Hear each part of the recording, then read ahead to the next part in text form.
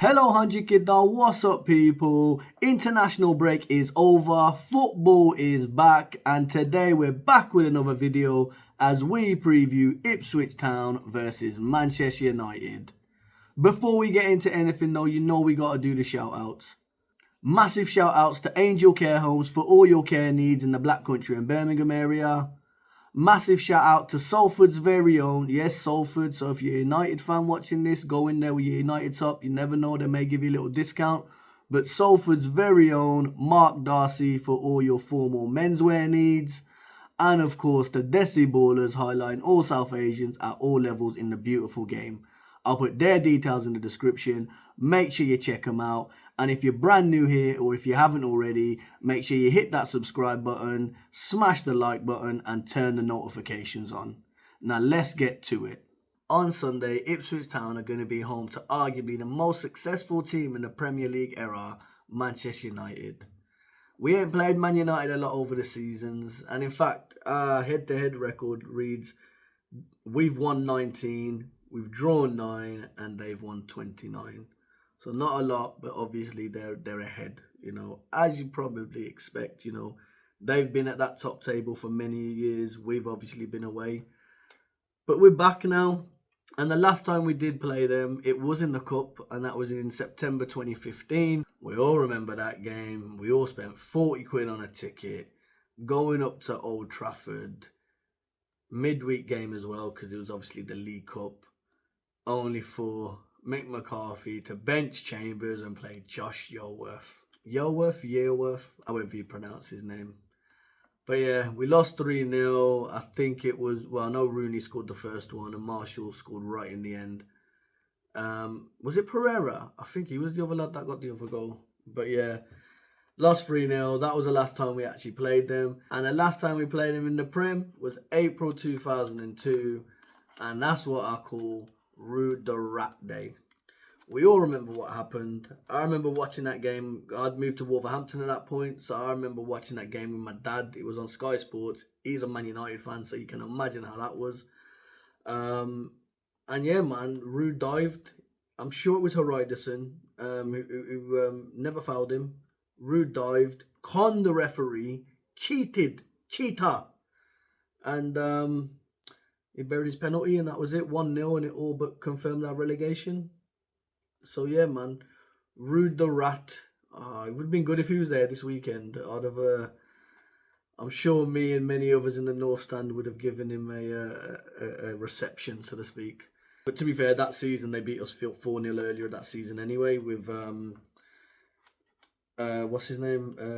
Ole Gunnar Solskjaer scored 2. We played him in September, I think it was September that year. And Ole Gunnar Solskjaer scored 2. Andrew Cole, he likes to be called Andrew now, but Andrew Cole, he scored 1. You know, Andy Cole, all his goals, and he scored loads of Premier League goals, not a single one's been a penalty. I was watching a podcast with Steve-O. Big up Steve-O, he did the West Ham preview with me. If you ain't watched that, watch it, it's good.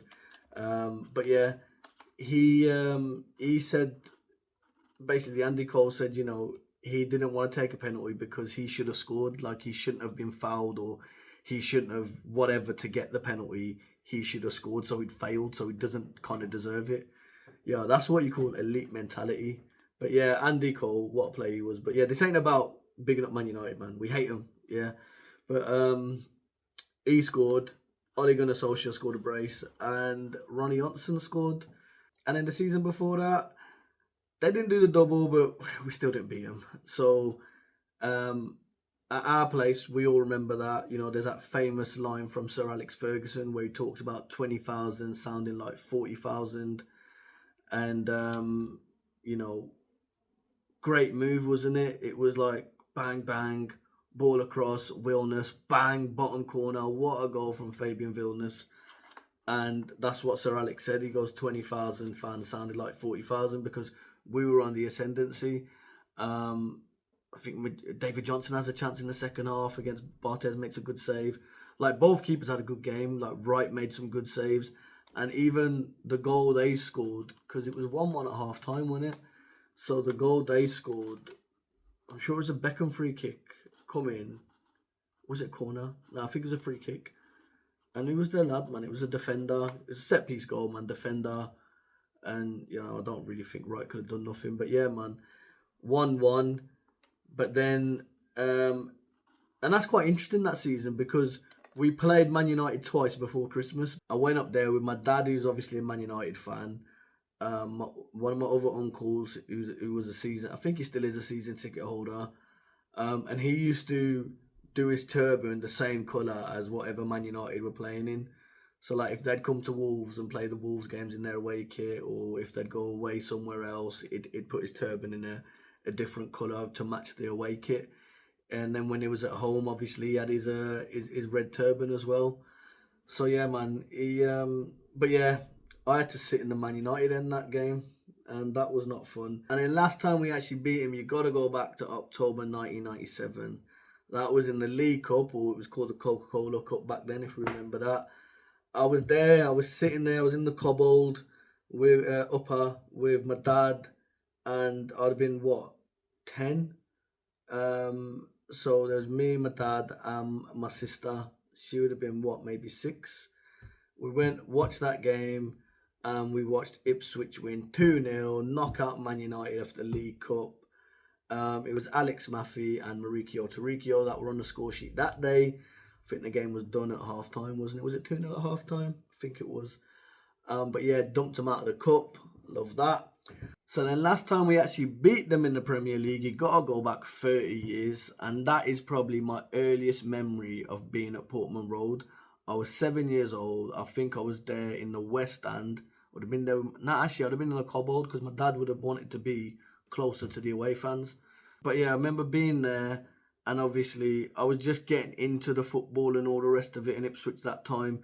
And that was quite a good game because if I remember, we went 2 up, and then they got it back to 2-2, and we scored late on. And the 2 goals they scored were in quick successions, like maybe in within 5 minutes they'd gone from 2-0 down to 2-2. And I can't remember who got 2 goals because I know Sedgley scored late on, and I know Mason scored early on, and I know one of them scored in between, but I can't remember. Was it Paul Mason or was it Steve Sedgley? Who got the brace that day? I can't remember. And then I do remember, obviously, it was Cantona and Scholes that scored for them, with the future Ipswich Town manager Roy Keane assisting both goals. Little fun fact there. So then in terms of player links, there ain't been too many player links over the years. Obviously, you got, George Best actually played for Ipswich Town in a testimonial for Sir Bobby Robson all those years ago. Alan Brazil, I think he signed for United in 1983 for about 700 grand, was it? I was born in 87, so this is all way before my time. David Johnson, remember him? He was obviously in United's academy. What a player he was for us. Who else we had? Lee Martin, obviously, good old Lee Martin, about £1 million. Roy Keane, obviously, didn't really like him as a manager. I think we were all hyped when he signed because, what a great player he was. You talk about, best in the game, best in your position. And when you're talking about the best central midfielders in the Premier League era, I think the argument is only between 3 people, between obviously Roy Keane, Patrick Vieira, and Sammy Morsey. There are things you see in Sammy's game that you saw in Roy Keane's game, and Roy Keane hopefully be watching the game on Sunday. Hopefully he's at Portman Road, because you know what? Like I said, didn't rate him as a manager, he didn't have a happy time as an Ipswich manager here. But as a player, and now as like a pundit or podcast personality, whatever you want to call him, the guy is hilarious, man. I really, really like the guy, man. You know what I mean? So, yeah, man, hopefully he's there on Sunday and he'll watch it and see Sammy. And if he hasn't seen Sammy play already, he's going to see him on Sunday and love him, like I can see it. But yeah, obviously Roy Keane. Danny Simpson, you remember him? He was in United Academy. Did he make a professional appearance for United? He had him on loan, obviously went on to win the Premier League with Leicester. I've got a picture actually of me and Danny Simpson after we played Wolves away somewhere. If I can dig it up, I'll put it. If I found it, then you'll see it here. Otherwise, you're just seeing a white background there. But yeah, Danny Simpson and then Axel Twanzebe. You know, what a player he's been for us. You know, coming, he's a centre back, isn't he? But he's our best right back. And you talk about, you know, Premier League quality and, you know, being able to defend. And then obviously the obvious, you know, Mr. Kieran McKenna, Martin Pert, and Lee Grant. Obviously, we took them from United as well. But yeah, there hasn't been too many links or changes between the clubs over the years where we've taken a player from them and they've had a player from us or whatever. I know they've taken, I've forgotten the lad's name now. It's like Xavier or Xander or something mad.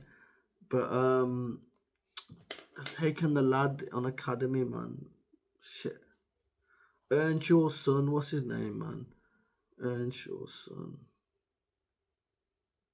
Silver Mexes, that's it. Silver Mexes, Tyler Earnshaw.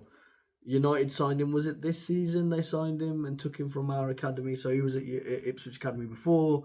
He's now obviously signed for Man United. So Sunday is going to be the first game for Rúben Amorim. Amorim? Have I said that right?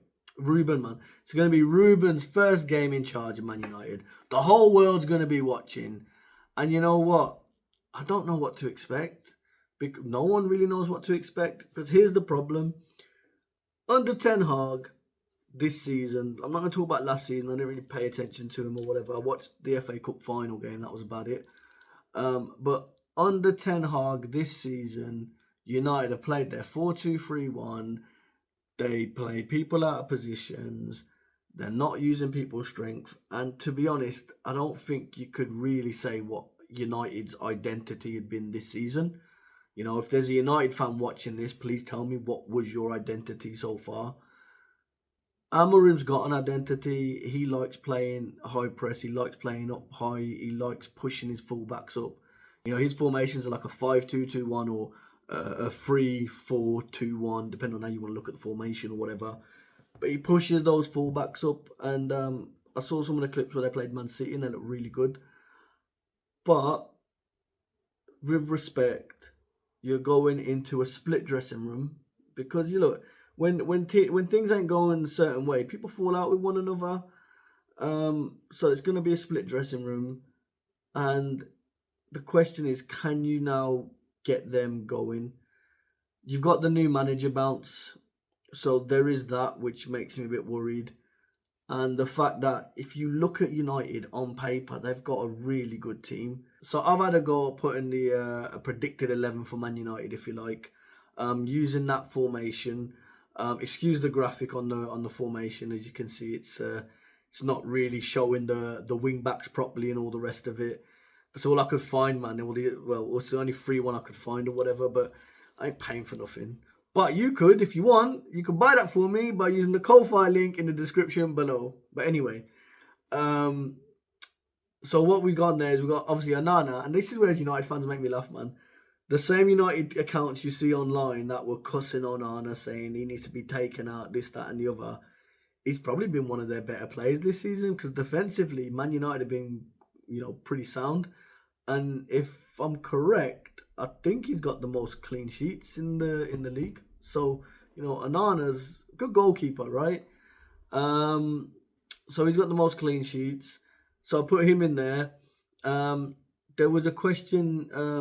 My brother was telling me that Martinez apparently come back from Argentina because he had a back injury, but they reckon that's just so he could get some training or whatever and just get out of the game. So they reckon he's fit. So Martinez obviously on the left. Liam Delap's going to bully him. That might be a good battle actually because he's meant to be this butcher, this beast or whatever.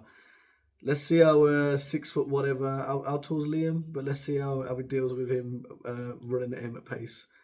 But yeah, him, De Ligt, who, you know, a couple of years ago, maybe 4 or 5 years ago, we was talking about him as being, you know, the next best defender in the game. Didn't really materialise. Where was he at? Munich, was it? I think, or Juventus. I can't remember. He maybe went to both, didn't he? But hasn't really materialised since he left Ajax. But, this could be the club for him where he can, re-find his career and all the rest of it. And statistically, doesn't seem to have had a bad start.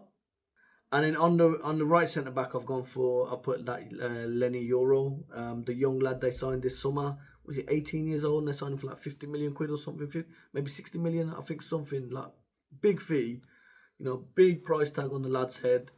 Obviously, he was it his foot he broke. I'm sure he broke his foot or some injury, but he had a big injury in pre-season. He hasn't played a competitive game yet for United, so this could be his debut. And what I'm hearing is he's travelled with the squad anyway, so he could be in line to make his debut. If he doesn't play, then it's going to be probably Johnny Evans there. And then in the wing back roles, then I've got Diego Dalot, who again gets up and down, good steady defender. So that'd be quite interesting to see how he goes up against Axel. On the right, I've got Mazraoui. He's been quite a good performer for them this season. Again, I think they signed him this season. I think it was this season, but Moroccan international, looks a very good player. So that's going to be a quite good battle between him and Leaf, because obviously Leaf is going to be pressing him the other way as well. In the middle two, Casemiro. I know he's had his critics, and we had was it Jamie Carragher commenting before about leave the game before the game leaves you or whatever. The guy's still a top player on his day.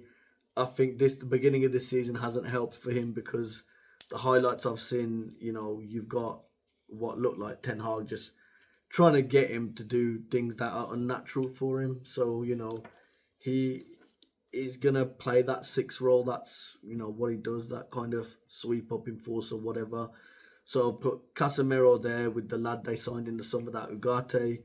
I don't know how much a price tag was on him, but again, a bit of a steady player.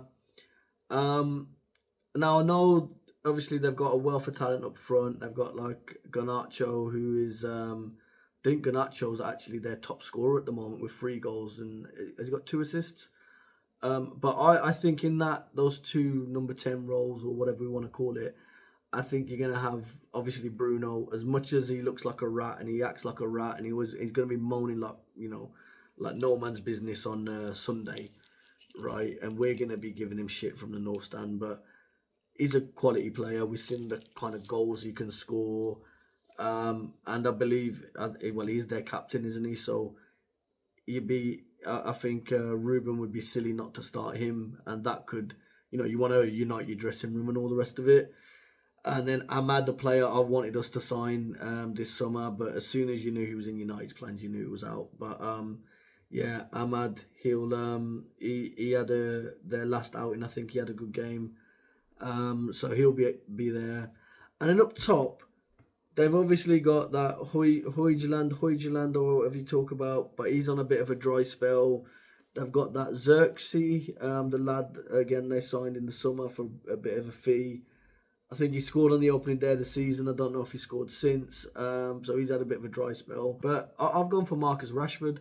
And I know he's probably not had the greatest spell over the last year or so, but there's a player there and he's a top player. And I think, yes, he plays out wide and all the rest of it. But I think if I'm Rúben, I'm playing him up top, man, because the pace that he's got the pace to get behind our players.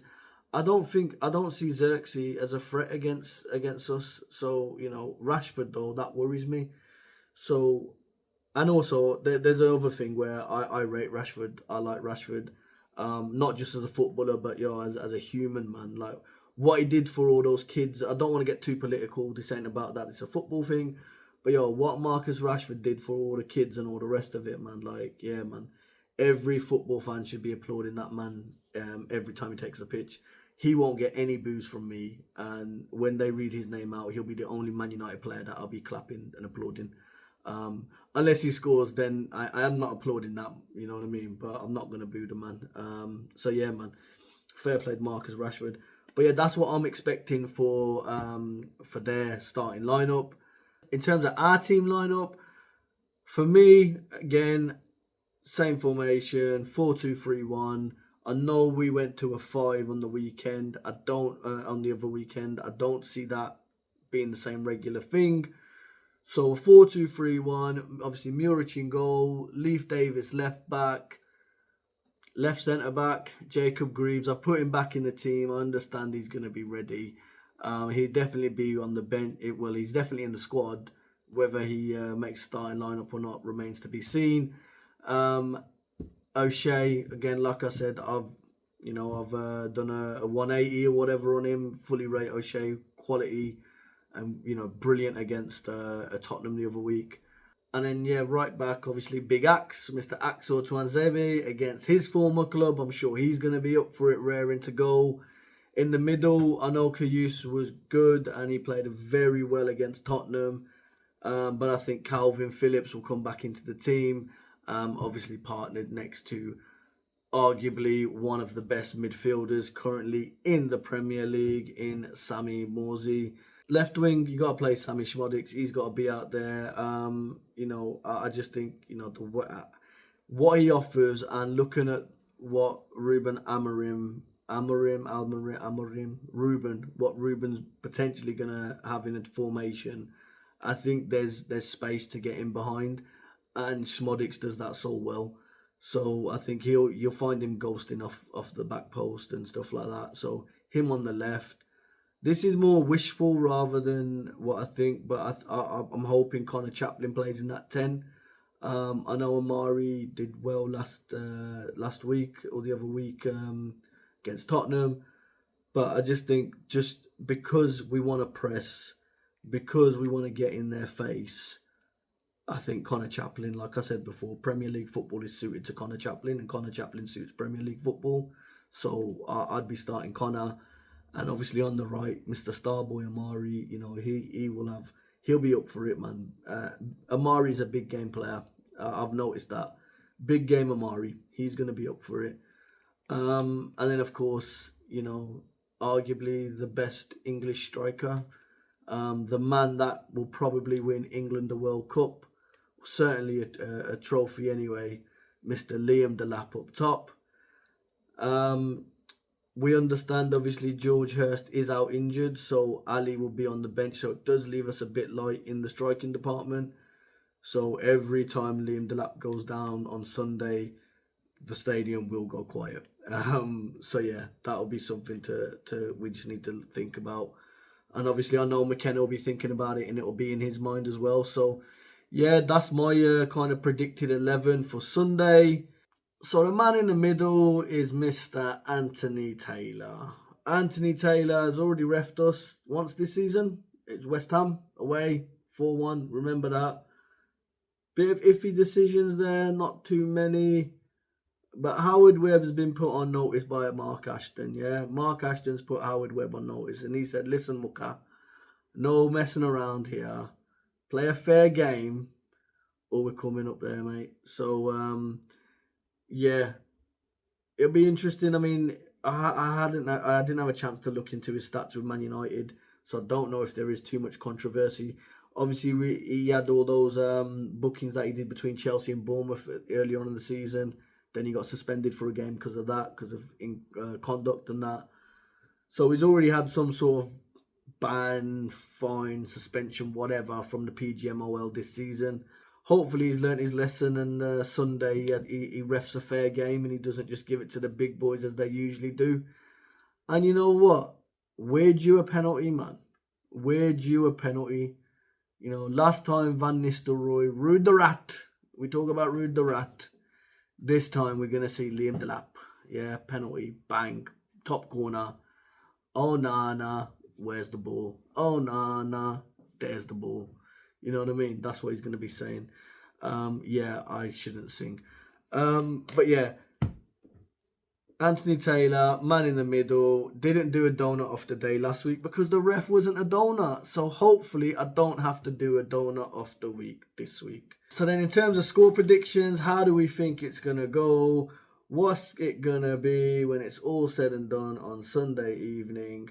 And look, I would, if you'd have said this is Eric Ten Hag's Manchester United playing Ipswich Town, I would have quite comfortably said 2-3-0, right?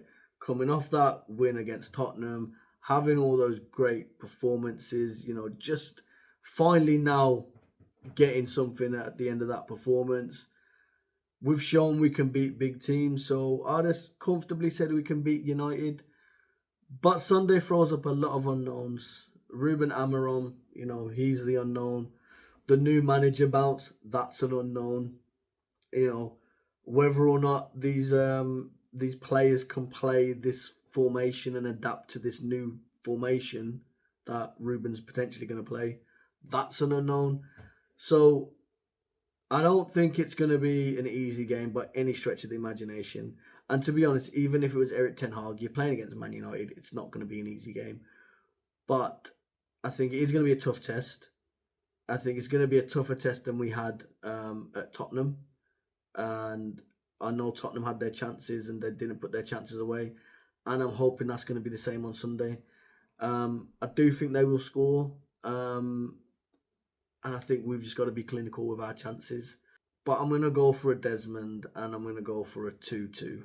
I think there's going to be goals in the game. We will score, they will score. And I think I'm hoping that, nothing separates us.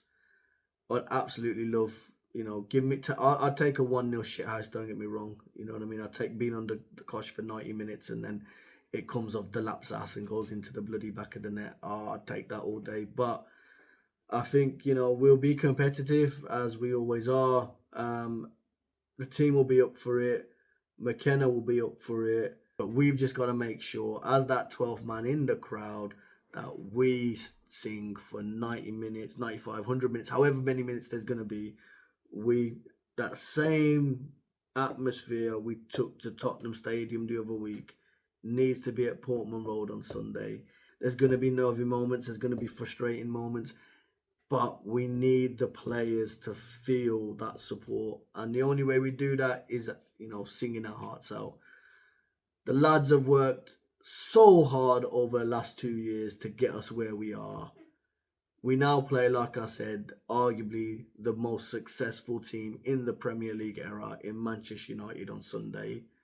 They deserve our support. So if you're there on a Sunday, make sure you sing for 90 minutes, sing loud, be proud, back the lads, and then hopefully come Sunday evening, we're all a little bit happier. But yeah, man, I'll catch you all on Sunday.